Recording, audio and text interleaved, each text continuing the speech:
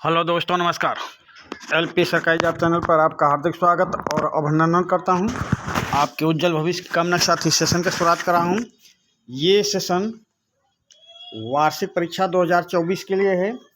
पाठ 1 यूरोप में राष्ट्रवाद का उदय, कक्षा 10 सामाजिक विज्ञान महा रिवीजन क्लास। ये अति महत्वपूर्ण प्रश्न वन लाइनर प्रश्न है। पाठ 1 से मतलब ऐसे प्रश्नों को शामिल किया गया है जिससे आप बहुविकल्पी, लघु उत्तरीय और दीर्घ उत्तरीय प्रश्नों को परीक्षा हाल में हल कर सकते हैं।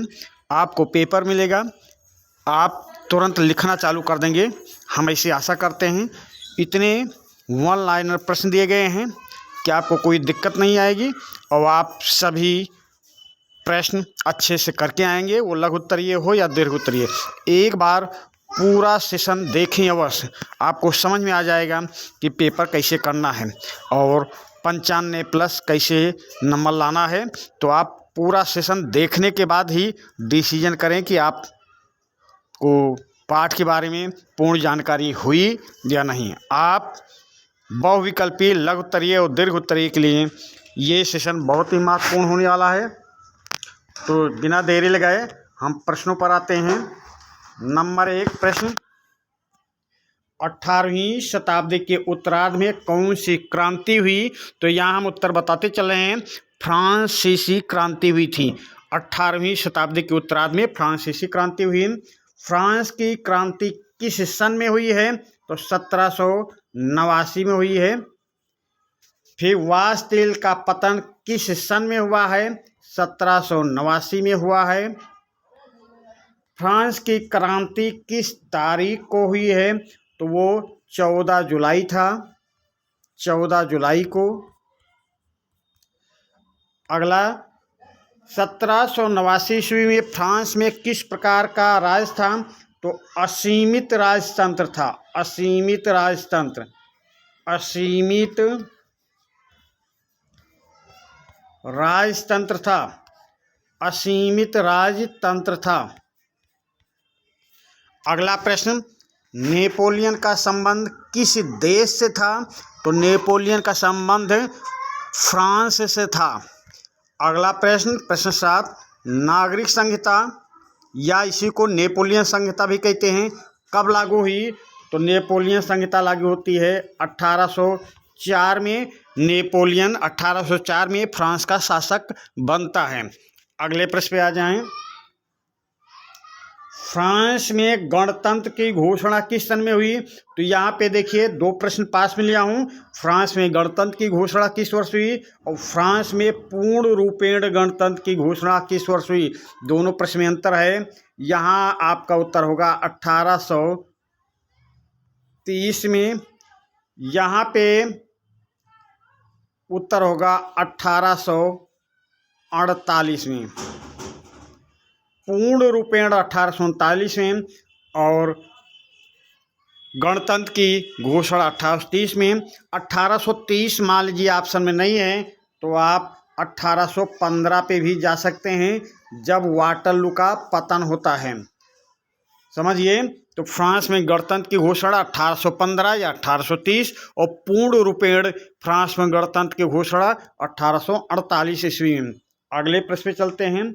यंग इटली सोसाइटी का संस्थापक, तो यंग इटली सोसाइटी का संस्थापक मेजिनी था, मेजिनी था। अगला प्रश्न आ जाए, नेपोलियन संहिता किस देश में लागू हुई? तो नेपोलियन संहिता या नागरिक संहिता फ्रांस में 1804 में लागू हुई। प्रश्न 12, राष्ट्रवाद का प्रारंभ किस देश में हुआ था? तो राष्ट्रवाद का प्रारंभ फ्रांस में हुआ था। फ्रांस ऑप्शन में नहीं रहेगा तो आप जर्मनी पे जाना, जर्मनी भी ऑप्शन में नहीं रहेगा, इटली पे जाना।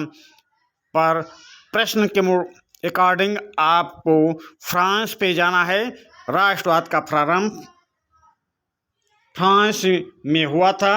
अगला क्वेश्चन, राष्ट्रवाद की अवधारणा का जन्म किस क्रांति से माना जाता है? तो राष्ट्रवाद की अवधारणा का जन्म फ्रांस की क्रांति से माना जाता है। फ्रांस की क्रांति से माना जाता है? समझ गए। राष्ट्रवाद की अवधारणा का जन्म फ्रांस की क्रांति से माना जाता है। फिर अगला क्वेश्चन, जोल वेराइन का गठन कब किया गया? तो 1864 में किया जाता है। अगला प्रश्न, नेपोलियन की पराजय कब होती है? 1815 में होती है नेपोलियन की पराजय। वियना सम्मेलन की मेजबानी कौन करता है? तो वियना सम्मेलन की मेजबानी मेटरनिख करता है। मेटरनिख करता है। अगला प्रश्न, फ्रांस में किस वंश की स्थापना वियना कांग्रेस के द्वारा की गई? तो बूर्बो वंश की स्थापना की गई थी वियना कांग्रेस के द्वारा। चलते हैं अगले प्रश्न पे। प्रश्न नंबर 18, यूरोप में विद्रोह कब हुआ? तो यूरोप में विद्रोह हुआ था 1830 में। 1830 की क्रांति के बाद फ्रांस में किस प्रकार का शासन स्थापित हुआ? तो संवैधानिक शासन स्थापित हुआ था क्रांति के बाद। अगला प्रश्न पे आ जाएं। प्रश्न नंबर 20, यूनान ग्रीस में स्वतंत्रता के लिए संघर्ष कब शुरू हुआ? तो 1821 में शुरू होता है। यूरोप में किस दशक में आर्थिक मंदी आई? तो 1930 के दशक में आर्थिक मंदी आई। यूरोप में किस दशक में आर्थिक मंदी आई? तो 1930 के दशक में आर्थिक मंदी आई थी। आर्थिक मंदी का प्रारंभ कब से हुआ? तो 1829 में। 1829 में आर्थिक मंदी का प्रारंभ कब हुआ? अगले प्रश्न पे आ जाएं। किसने एक गुप्त संगठन यंग इटली सोसाइटी बनाया? तो ये बनाया था मेजनीन बनाया था। अगला प्रश्न, किस संधि के फलस्वरूप यूनान को एक स्वतंत्र राष्ट्र के रूप में मान्यता मिली? तो वो संधि थी कुश्तुनतुनिया की संधि।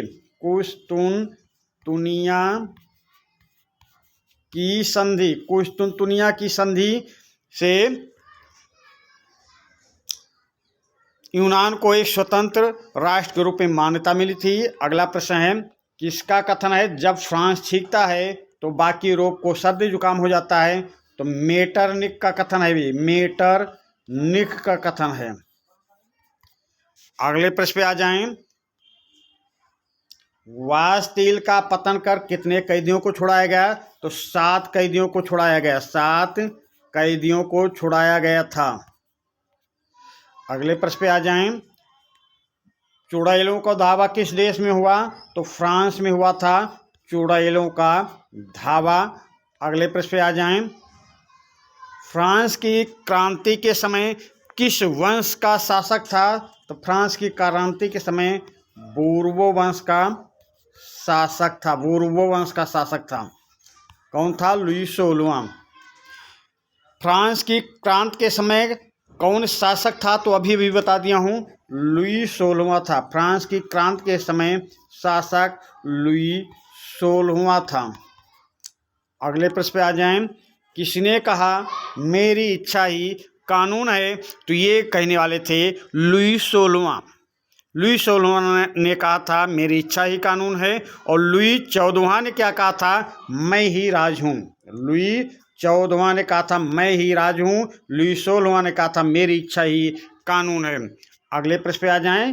प्रश्न नंबर 32, 1848 की फ्रांसीसी क्रांति के फलस्वरूप किस प्रकार के शासन की स्थापना हुई? तो गणतंत्र की स्थापना हुई थी। गणतंत्र की स्थापना हो गई थी 1848 की फ्रांसीसी क्रांति के फलस्वरूप। तो 1848 की फ्रांसीसी क्रांति के फलस्वरूप गणतंत्र की स्थापना हुई। गणतंत्र शासन की स्थापना हुई। अगले प्रश्न पे आ जाएं।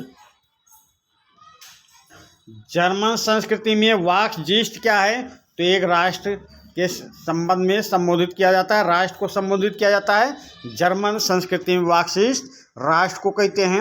अगले प्रश्न पे आ जाएं। संसदीय प्रजातंत्र की स्थापना किस देश में सर्वप्रथम हुई? तो संसदीय प्रजातंत्र की स्थापना सर्वप्रथम ब्रिटेन में हुई थी।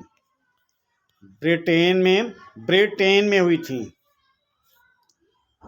अगले प्रश्न पे, वाटरलू की लड़ाई कब हुई है? तो 1815 में वाटरलू की लड़ाई होती है। अगला प्रश्न, ऑटो वन बिस्मार्क का संबंध किस देश से है? तो जर्मनी से है। जर्मनी ये पर्सा का सेनापति था। और ऑटो वन बिस्मार्क का संबंध प्रश्न में आए तो आप जर्मनी लिखेंगे। मेजनी का संबंध किस देश से था? तो मेजनी का संबंध इटली से था। इटली से था। गैरीबाल्डी का संबंध इटली से था। गैरीबाल्डी का संबंध इटली से था। गैरीबाल्डी की स्वयं सेवक संस्था कौन थी? तो स्वयं सेवक संस्था कौन सी थी? तो रेड शर्ट नाम की गैरीबाल्डी की स्वयं सेवक संस्था थी। काबूल का संबंध किस देश से था? तो काबूल का संबंध फ्रांस से था। 1871 में जर्मनी का सम्राट किसे घोषित किया गया?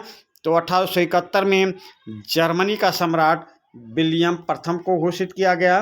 विलियम प्रथम को घोषित किया गया। अगला प्रश्न, 1871 में जर्मनी के सम्राट विलियम प्रथम को 1789 में फ्रांस में किस प्रकार का राज था?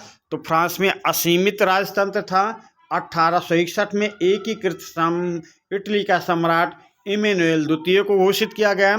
1871 में विलियम प्रथम को कहाँ का सम्राट? जर्मनी का। 1861 में इमैनुएल द्वितीय को कहाँ का सम्राट? इटली का। फ्रेडरिक सार्यूकोन्स था, एक चित्रकार था। नेपोलियन का पतन किस वर्ष हुआ? 1815 में हुआ। जर्मनी के एकीकरण में किसका योगदान था? ऑटो वन बिस्मार्क का योगदान था। ऑटो वन बिस्मार्क का योगदान था। उगते हुए सूर्य की किरणें किसका प्रतीक थी? तो ये उगते हुए सूर्य की किरणें आशावादी स्वतंत्रता का प्रतीक थी। आशावादी रहेगा या स्वतंत्रता रहेगा, जो भी रहेगा उस हिसाब से आप उत्तर पे चले जाना, का प्रतीक था। अगले प्रश्न पे आ जाएं। 1871 के बाद यूरोप में गंभीर राष्ट्रवादी तनाव का स्रोत क्या था? तो बाल्कन क्षेत्र था। बाल्कन क्षेत्र था। अगला प्रश्न पे आ जाएं। कल्पनादर्श या यूटोपिया की संकल्पना किसकी है? फ्रेडरिक सार्यू की है। पुनर्जागरण युग का अभ्युदय किस देश में हुआ? तो पुनर्जागरण युग का अभ्युदय आप फ्रांस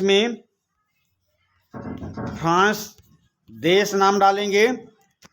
फ्रांस ऑप्शन में नहीं रहेगा तो इटली, नहीं रहेगा तो जर्मनी, नहीं रहेगा तो आप इंग्लैंड पे चले जाना। अगले प्रश्न पे आते हैं। जर्मनी के एकीकरण में लौह एवं रक्त की नीति किसने अपनाई? तो जर्मनी के एकीकरण में लौह और रक्त की नीति बिस्मार्क ने अपनाई थी। बिस्मार्क ने। गैरीबाल्डी ने किस देश की एकता के लिए संघर्ष किया? तो इटली की एकता के लिए संघर्ष किया। अगले प्रश्न पे आ जाएं। इंग्लैंड में राजतंत्र कब समाप्त हुआ? तो 1688 में। विक्टर इमैनुएल द्वितीय को संयुक्त इटली का राजा कब घोषित किया गया? 1861 में। इटली का एकीकरण कब किया गया? तो 1861 में। फ्रांस की मुद्रा का नाम था लिब्रे। अगले प्रश्न पे आ जाएं। लुई 16 को फांसी कब दी गई? तो 1793 में। 1793 में लुई 16 को फांसी दी गई।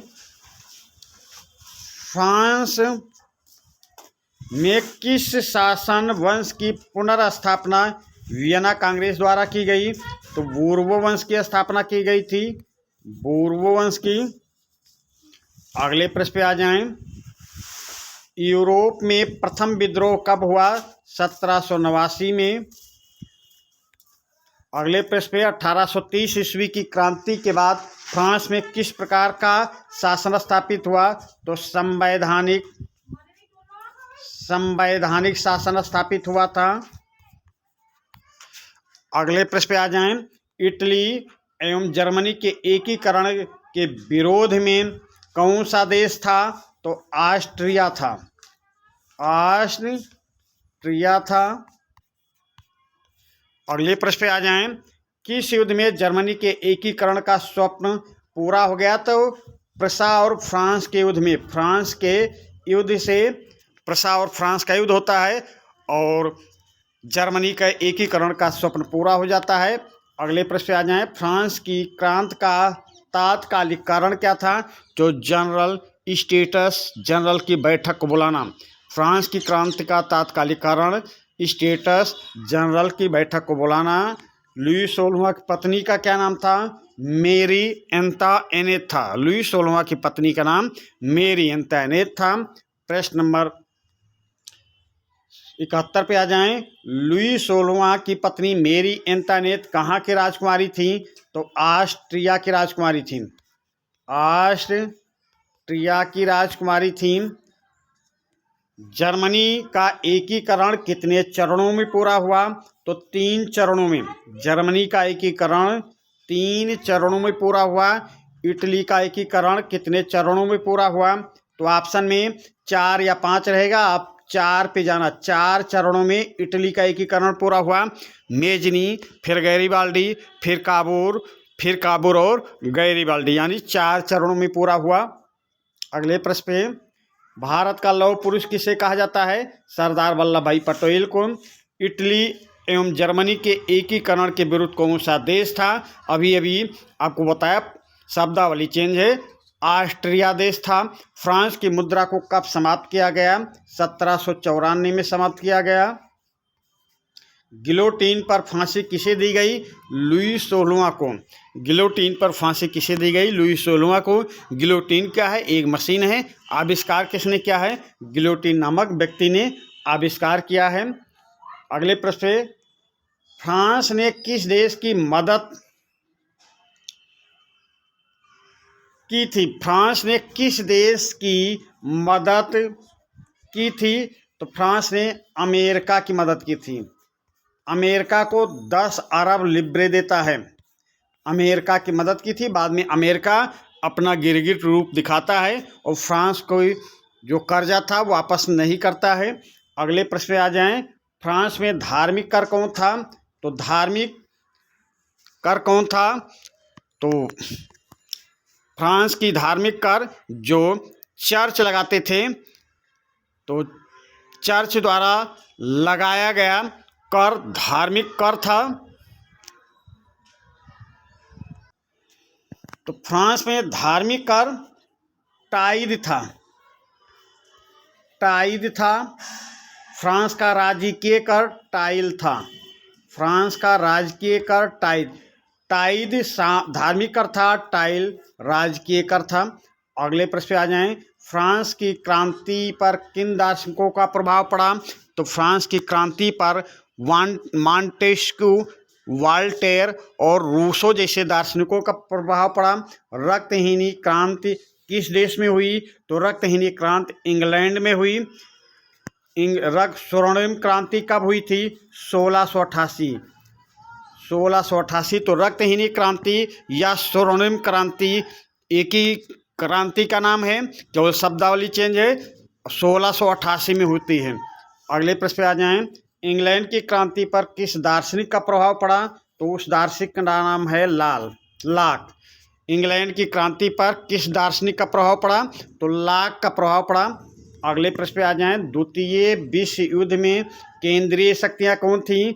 तो केंद्रीय शक्तियां थीं जर्मनी, जापान और इटली। द्वितीय विश्व युद्ध में केंद्रीय शक्ति थी जर्मनी, जापान और इटली।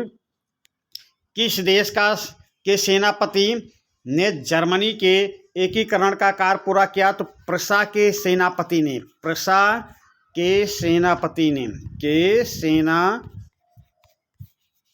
ने। अगले प्रश्न पे आ जाएं। प्रथम विश्व युद्ध में केंद्रीय शक्तियां कौन थी? तो प्रथम विश्व युद्ध हो या द्वितीय विश्व युद्ध हो, केंद्रीय शक्तियों में जर्मनी, जापान और इटली दोनों विश्व युद्ध में थे। द्वितीय विश्व युद्ध किस तारीख को चालू हुआ था? तो द्वितीय विश्व युद्ध चालू हुआ था 1 सितंबर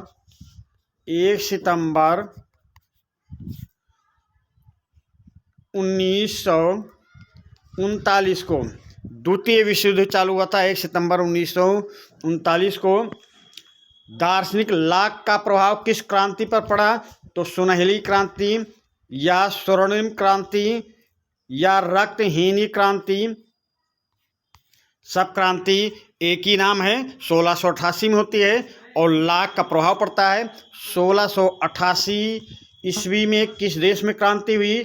तो इंग्लैंड में क्रांति होती है। लाक का इस पर प्रभाव पड़ता है, इसी को सुनहरी क्रांति या स्वर्णिम क्रांति कहा जाता है। अगले प्रश्न पे आ जाएं। फ्रांस का राष्ट्रीय पर्व किस तारीख को मनाया जाता है? 14 जुलाई को। फ्रांस का राष्ट्रीय पर्व 14 जुलाई को मनाया जाता है। अगले प्रश्न पे आ जाएं। फ्रांस में तीसरे वर्ग का नेतृत्व किसने किया था? तो फ्रांस में तीसरे वर्ग का नेतृत्व मिराबो ने किया था। फ्रांस में तीसरे वर्ग का नेतृत्व मिराबो ने किया था। अगले प्रश्न पे आ जाएं। फ्रांस की क्रांति का तात्कालिक कारण क्या था?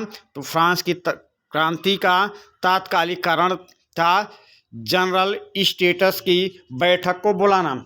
जर्मनी के एकीकरण में किन किन देशों को हार का सामना करना पड़ा? तो उन देशों के नाम हैं ऑस्ट्रिया, डेनमार्क और फ्रांस। प्रशा के सेनापति ऑटो वन बिस्मार्क ने ऑस्ट्रिया का युद्ध लड़ा, हरा दिया। डेनमार्क का युद्ध लड़ा, हरा दिया। प्रशा का युद्ध लड़ा, हरा दिया और जर्मनी के एकीकरण का कार्य पूरा हो गया था। तो जर्मनी के एकीकरण में किन किन देशों को हार का सामना करना पड़ा? डेनमार्क, ऑस्ट्रिया और फ्रांस को हार का सामना करना पड़ा।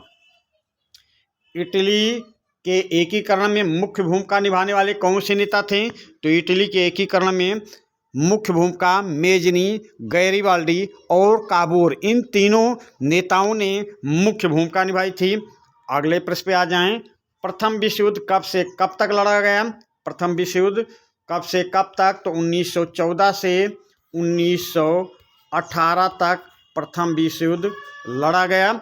अगले प्रश्न पे आ जाएं। द्वितीय विश्व युद्ध कब से कब तक लड़ा गया? तो 1 सितंबर 1939 से 1945 तक लड़ा गया। 1 सितंबर 1939 से 1945 तक लड़ा गया। अगले प्रश्न पे आ जाएं। जर्मनी के हिरोशिमा और नागासाकी पर किस देश ने परमाणु बम गिराया था? तो जर्मनी के हिरोशिमा और नागासाकी पर अमेरिका ने परमाणु बम गिराया था। अमेरिका ने परमाणु बम गिराया था। अगले प्रश्न पे आ जाएं। हिरोशिमा पर किस तारीख को बम गिराया गया? तो हिरोशिमा पर बम गिराया गया था 6 अगस्त 1945 को। हिरोशिमा पे बम गिराया गया 6 अगस्त 1945 को। नागासाकी पर किस तारीख को बम गिराया गया? तो नागासाकी पर 9 अगस्त 1945 को बम गिराया गया, परमाणु बम गिराया गया। 9 अगस्त 1945 को परमाणु बम गिराया गया। अगले प्रश्न पे आ जाएं। प्रथम विश्व युद्ध एवं द्वितीय विश्व युद्ध में किस देश की सर्वनाक पराजय हुई? तो प्रथम विश्व युद्ध हो या द्वितीय विश्व युद्ध हो, इसमें सर्वनाक पराजय हुई थी जर्मनी की। जर्मनी की सर्वनाक पराजय हुई। अगले प्रश्न पे आ जाएं। यूरोप में पुनर्जागरण की शुरुआत किस देश से हुई? तो यूरोप में पुनर्जागरण की शुरुआत पूछा जा रहा तो फ्रांस से हुई थी।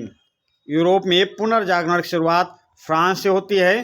तो ये पहले पाठ से कक्षा 10 सामाजिक विज्ञान पहले पाठ से यूरोप में राष्ट्रवाद का उदय पाठ से 100 बहुविकल्पी प्रश्न हों या लघु उत्तरीय प्रश्न हों या दीर्घ उत्तरीय प्रश्न हों, 100 वन लाइनर प्रश्न दिए गए हैं। इन वन लाइनर प्रश्नों के द्वारा आप बहुविकल्पी भी सही कर सकते हैं, लघु उत्तरीय प्रश्न भी सही कर सकते हैं और दीर्घ उत्तरीय प्रश्न भी सही कर सकते हैं। तो एक बार पूरा सेशन देखेंगे, हम आशा करते हैं कि आपको बहुत ही पसंद आएगा और पाठ के बारे में संपूर्ण जानकारी हो जाएगी। बस हर पाठ से चैप्टर वाइज जो पाठ आपकी पाठ पुस्तक में है उसमें वन लाइनर प्रश्न आपके पास भेजूंगा और प्रश्न वन लाइनर इतने रहेंगे कि आप उनको एक बार देखेंगे तो बहुविकल्पी सारे प्रश्न सही करके आएंगे। लघु उत्तरीय और दीर्घ उत्तरीय प्रश्न भी इन्हीं प्रश्नों को सेट करके और लिखकर अच्छा आएंगे और आप 90 प्लस 95 प्लस नंबर लाने के अधिकारी हो जाएंगे।